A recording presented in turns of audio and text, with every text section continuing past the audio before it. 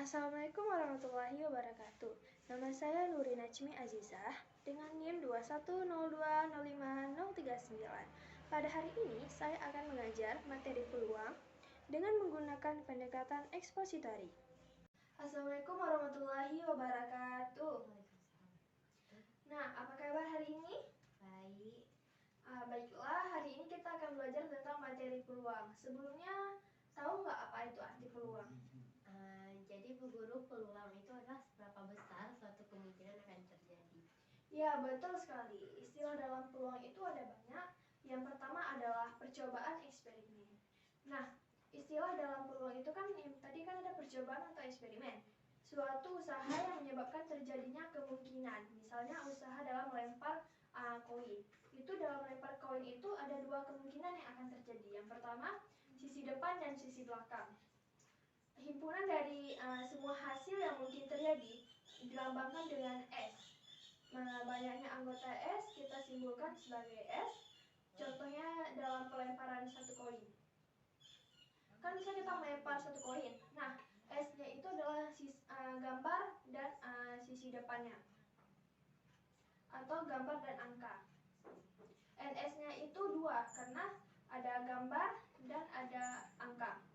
Nah, titik sampel anggota ruang sampel, jadi ruang sampel terdiri dari titik-titik sampel.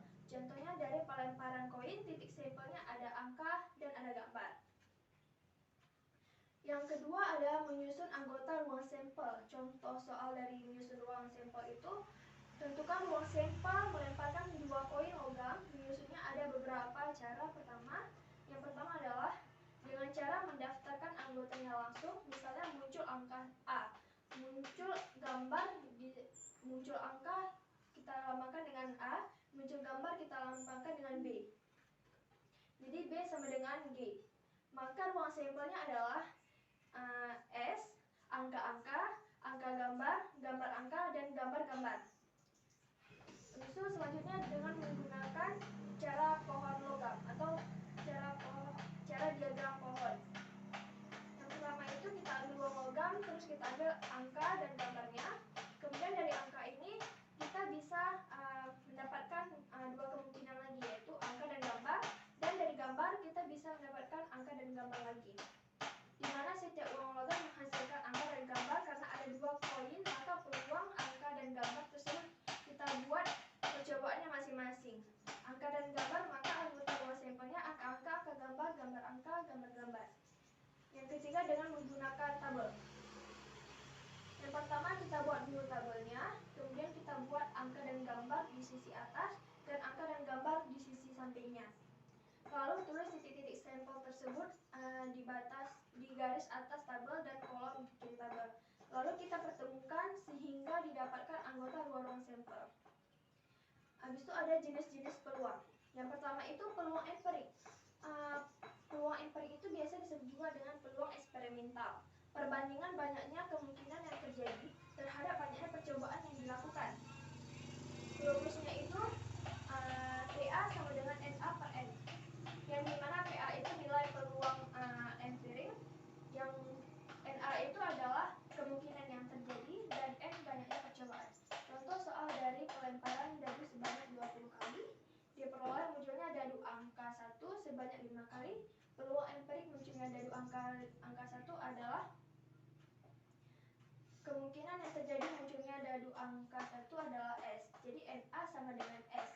Banyaknya percobaan kita lambangkan dengan N. Jadi N itu S sama dengan 20. Lalu masukkan angka-angkanya ke dalam rumus. PA sama dengan NA per N. NA sama dengan S dan N sama dengan 20. PA sama dengan 5 per 20. Karena kan tadi NA-nya 5 dan N-nya 20. Jadi 5 per 20. Bisa kita kecilkan menjadi 1 per 4. Maka peluangnya muncul angka dadu 1 adalah. Selanjutnya ada peluang teoritis atau peluang prediksi. Peluang teoritis itu adalah perbandingan banyaknya kemungkinan yang bisa terjadi dengan banyaknya ruang sampel. Misalnya rumusnya itu PA NA per NS, yang dimana PA-nya itu peluang, NA-nya banyaknya kemungkinan, dan NS itu adalah ruang sampel.